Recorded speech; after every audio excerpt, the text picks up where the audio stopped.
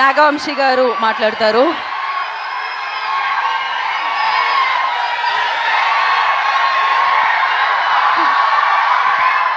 Generally హీరోలకి అభిమానులు ఉంటారు, నాగవంశీ గారికి కూడా అభిమానులు ఉంటారు అనమాట.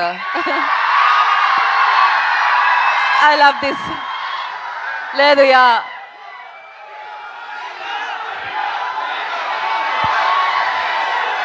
ఒక్క నిమిషం మాట్లాడాక మనం ఆ జోష్నిద్దాం. తర్వాత డైలాగులు బాగున్నాయా? పంచులన్నీ పేలినాయా? సినిమా అంతా అలానే పంచులు అన్నీ చక్కగా పేలుతాయి. ఏదో పెద్ద కథ చెప్తాము, అదేంటి కొంచెం ఎమోషనల్గా ఫీల్ అవ్వటం అలాంటి ఏ ఉండవు. చిన్న సింపుల్ కథ, కానీ 2 గంటలు నవ్విస్తూ ప్రతిదీ నవీన్ స్టైల్లో ఒక ఎటకారం పంచులేసుకుంటూనే ఉంటుంది సినిమా అంతా. చక్కగా పండక్కి రండి, గ్యారంటీ నవ్వుకుంటూ వెళ్తారు. వద్దు, కాలర్ లైట్ గురించి ఇప్పుడు ఎందుకని అన్నీ మనం తర్వాత చూసుకుందాం, దానికి చాలా టైం ఉంది. కాలర్లు ఎత్తడాలు అవన్నీ మే నుంచి స్టార్ట్ చేద్దాం, ఇప్పుడేం వద్దులే.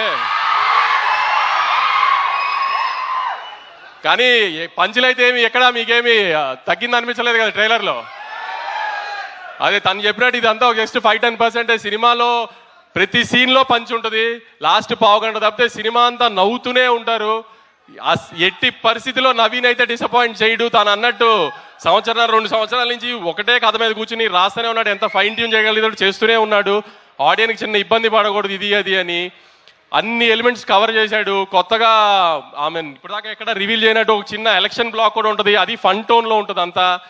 సో అన్ని పండక్కి ఒక సినిమాలో పండగ సినిమాలో ఏమేమి కావాలనుకుంటారో గత ఇన్ని సంవత్సరాలుగా చూస్తున్నప్పుడు ఒక సోగ్గాడి చిన్న నుంచి కానీ ఒక అలవై కుండపురంలో కానీ ఒక సంక్రాంతి కోసంలో కానీ అలాంటి అన్ని ఎలిమెంట్స్ కలిపి ప్రాపర్గా ప్యాకేజ్ చేసాము. ఖచ్చితంగా మీరు డిసప్పాయింట్ అవ్వరు అనుకుంటున్నాను.